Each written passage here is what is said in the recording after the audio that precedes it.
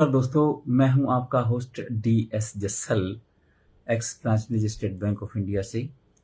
अभी आपने देखा होगा कि रिजर्व बैंक ऑफ इंडिया या सेंट्रल बैंक ऑफ इंडिया बीच बीच में समय समय पर अपनी जो क्वार्टरली रिव्यू होता है उसमें रेपो रेट या रिवर्स रेपो रेट के बारे में आपको बताते हैं। तो रेपो रेट है क्या?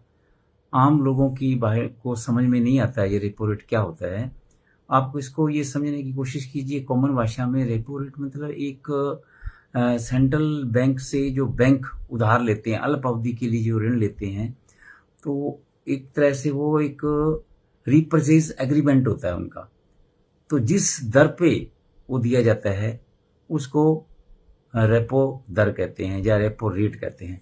तो एक एग्रीमेंट जो होता है उसको रेपो बोलते हैं। यानी सेंट्रल बैंक RBI का बैंकों के साथ में जो एक एग्रीमेंट होता है वो बॉन्ड के रूप में या किस रूप में उसको धन देते हैं उसको रेपो बोलते हैं, और किस दर पे देते हैं उसको वो बोलते हैं रेपो रेट।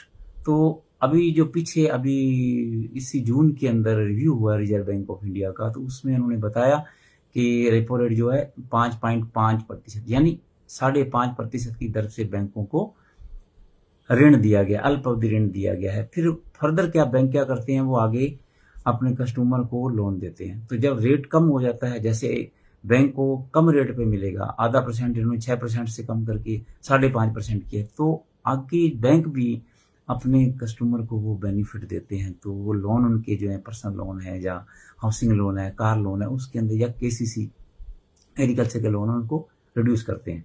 तो ये समझ आपको आ जाना चाहिए। रेपो रेट का मतलब ये कि जब सेंट्रल बैंक बैंकों को उसके यूज करने के लिए बॉन्ड के रूप में या धन देते हैं तो उसको रेपो बोलते हैं। किस रेट पे देते हैं उसको रेपो रेट बोलते हैं। लेकिन इसका उल्टा भी होता है।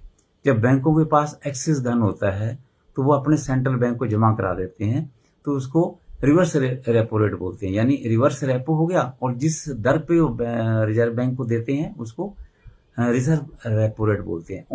कॉमन भाषा में इसको रेपो रेट के रूप में जानते हैं। ये मुझे लगता है आपको समझ में आ गया होगा। नहीं समझ आया तो नीचे कमेंट करके बताइए, मैं फिर कोशिश करूंगा लाइव होकर आपको बताने की। मुझे बहुत अच्छा लगा आप लोगों ने मेरे को सुना। धन्यवाद। ऐसे देखते रहिए।